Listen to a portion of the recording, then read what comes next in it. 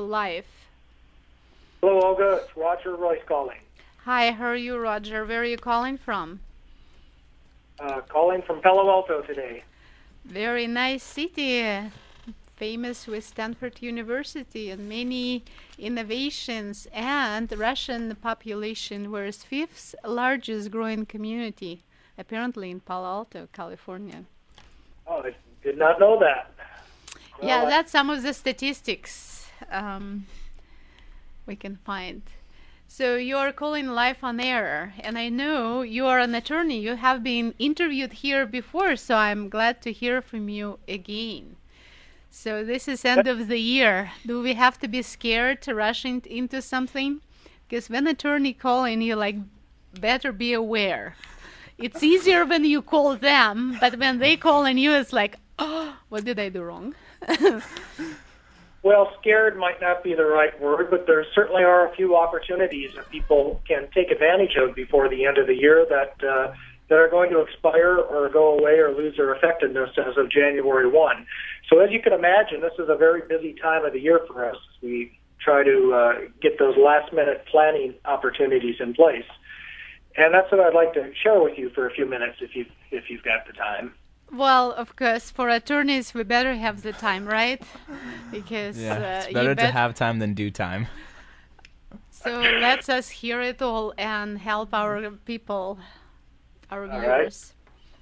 Right. Okay, thank you. Let me give you a couple of the big ones. My practice, as you said, Olga, I'm a lawyer in Palo Alto. The Royce Law Firm has offices in Northern and Southern California, and we primarily do startups and primarily technology startups, both formation and financing and M&A exit, of course. And one of the very big issues, hot issues in the angel investing community is qualified small business stock exemption. Okay. And what this means is that an angel investor in a company, if they acquire stock and it meets certain requirements, they can avoid paying tax on the gain on that stock when they sell it. Now, under a temporary tax cut, and you know how temporary tax matters go, the temporary tax cut back in 2010, there was an extension of this partial exemption from tax for qualified small business stock so that any of this qualified small business stock acquired after September 28 and before January 1, 2014 could qualify for a 100% exclusion from gain when that stock is later sold, provided it meets certain other requirements. But the big one to worry about now is the acquisition date. Okay. So for those of you that are out there, if you're an investor and if you're thinking about concluding an investment here towards the end of the year, and you may do it this year, you may do it next year, well, next year that 100% exclusion goes away. It goes down to 50% unless this exemption is extended, which I don't think is likely. So there's a real incentive to conclude your stock purchase this year. And if you're a startup company trying to raise capital, you might let your investors know, hey, there's a real benefit here if you buy stock in my company this year before the end of the year, because when you turn around and sell that stock after 5 years from now, you're going to be able to sell it free of tax, and that's federal and state. So that's the biggest one that I think it's really important that people know about. Yes, that's very good to know. That's a lot of savings right there. Yeah, absolutely, and it's keeping us very busy, just trying to get things done and get deals done and get stock transactions documented. The second tax issue that people have to be aware of that has some time sensitivity is that this year we got a new tax, a surtax, a 3.8% surtax, and by surtax it's an additional tax on investment income.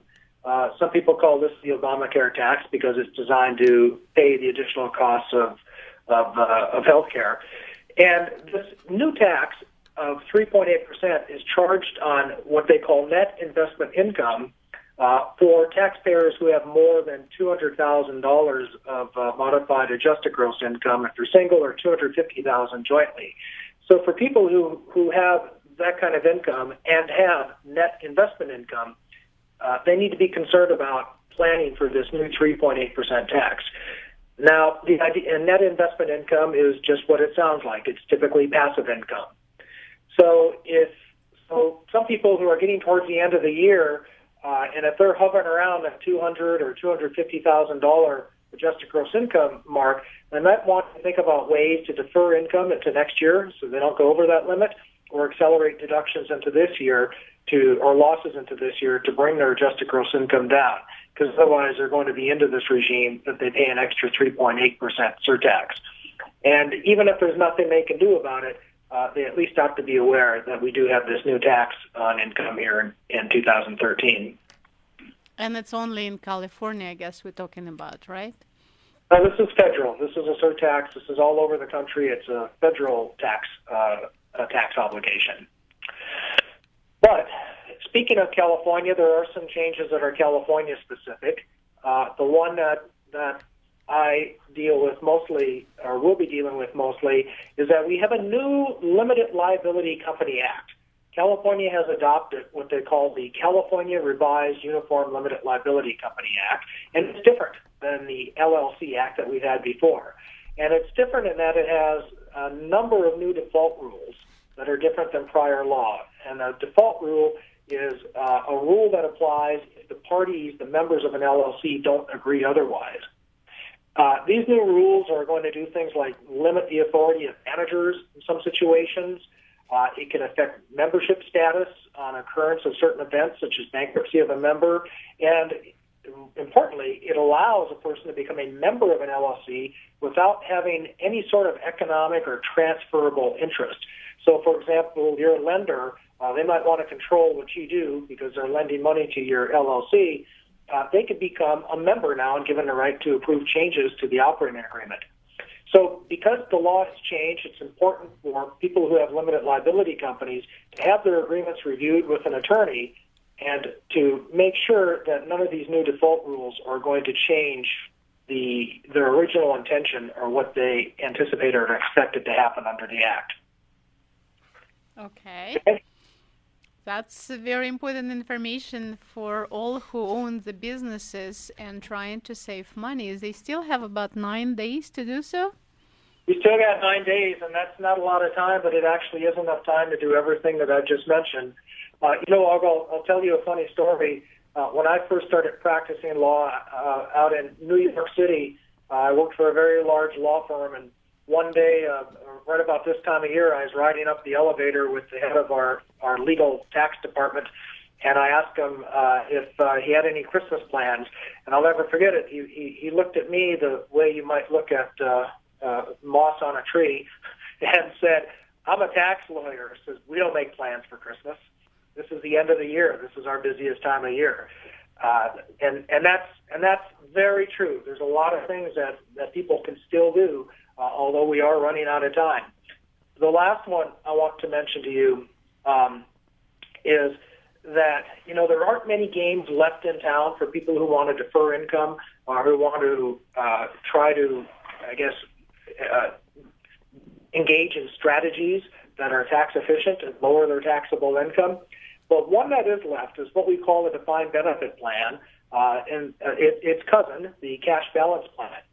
And these are a lot like your profit sharing or 401k plans, but they're different in that they don't require the employee to make contributions, and they have very high annual limits. And the way a defined benefit plan works is it measures the amount of contribution a person can make by the amount of benefit they're going to take out. So as a person gets older and closer to retirement, well, of course, the more money they can put in to the defined benefit plan. So it's something that everybody, closely held companies should look at, professional firms, medical practices.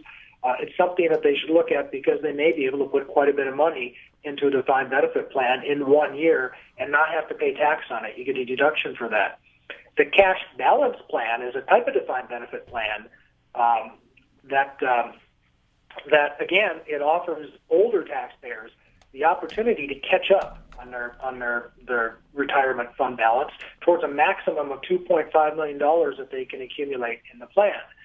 So a person theoretically could contribute over $200,000 to a cash balance plan. and basically reduce their taxable income in this year, put the money into a retirement account where it can grow tax-free until their retirement. So this is a real big one, and it's one that is probably the most often overlooked, and probably is the tax tip that ought to be considered by a lot of people most immediately. Yes. Now that's for big businesses, small businesses as well, just whoever owns the business. Is that correct? Well, not really. It works best for small businesses. It works for businesses that don't have a lot of employees. It works for closely held companies.